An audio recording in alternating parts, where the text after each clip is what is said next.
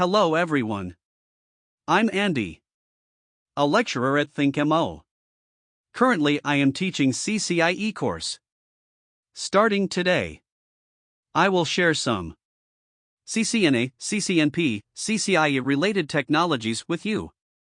The topic of our lesson today is: what is MAC address drift? In simple terms, about the MAC address drift we mentioned.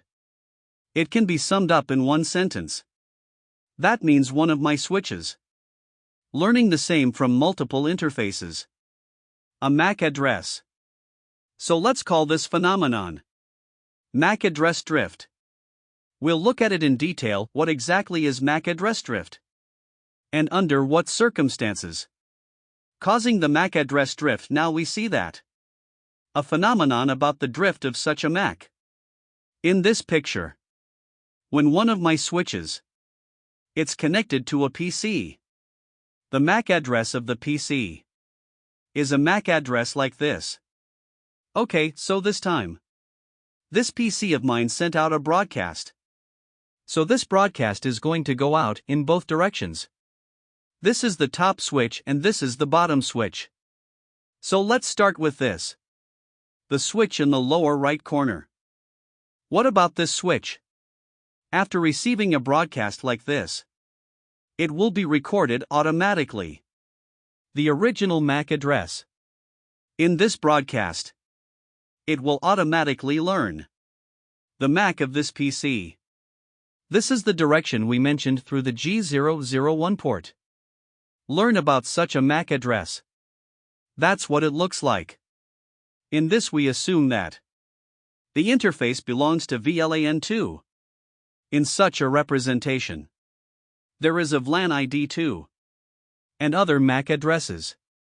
Then we'll go back and analyze it from us. From the top this way the switch. The broadcast message is in. I sent it to the switch above. It will also be sent to my switch at the bottom right. So this data is received by G002. And at the same time, the switch learns into our broadcast message the source MAC address. Where did you learn it? You can learn that by G002. What happens during this process? Because he first learned it from G001. And then we go from G002. I learned the MAC address. So what we learned later, it overrides what we learned first. So the interface is G001. And then I switch to G002. This is my switch. On two interfaces, I learned the same MAC address. We call this phenomenon MAC address drifts procedure. Let's talk about it. Under what circumstances there could be MAC address drift? Usually, for the so-called MAC address drift, the most common one is just now. I'm going to show you this picture. In this picture, the implications are obvious. Between the three switches, it forms a loop. This is the first case that we talked about the loop. We all know that for what's called a loop, the message you sent to broadcast will be transmitted throughout our entire flooding occurs in the switched network. This will cause our switch learned from multiple interfaces the same MAC address. There are other cases. Let's say something like VRRP or HSRP technology. Those of you who have studied VRRP and HSRP know this. These two are simple. This is about the next hop backup technology we mentioned. It's mainly used to back up our gateway devices. Based on this situation, whether VRRP or HSRP, it's going to create a virtual MAC. The MAC is used for the active and standby devices we mentioned to use together. In the process, when one of our devices is the primary device, the following switch learned the MAC address. One of its exits is the exit to my main device. If our main equipment fails, Switch to the backup gateway device. This time my backup gateway device. It sends out a gratuitous ARP. Of course, this gratuitous ARP. We'll do that later in the course. It will be explained accordingly. So this gratuitous ARP. In simple terms, you can think of it as a broadcast message when sends it out. So will this switch of mine from another interface. The same virtual MAC address. Let's take this situation. It's called MAC address drift. The third scenario. A local area network similar to the intranet we mentioned. Similar to an ARP attack. In this case, it also causes the MAC address drift we mentioned.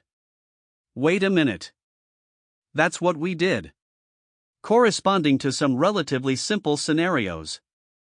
There are some complications. So we have this thing that we're talking about called MAC address drift. How should we handle this? Or how do we know there's MAC address drift on one of Huawei's devices? There's something called drift detection. In simple terms, MAC address drift detection is to use our MAC address interface hopping. What is outbound interface hopping? Let's say I get this MAC address at port 001. Later, I learned the MAC address from port 002 or through some other interface. That's what's going to happen on my switch. A MAC address, a condition that occurs frequently on different interfaces. Based on this situation, we can turn it on this switch. Detects MAC address drift.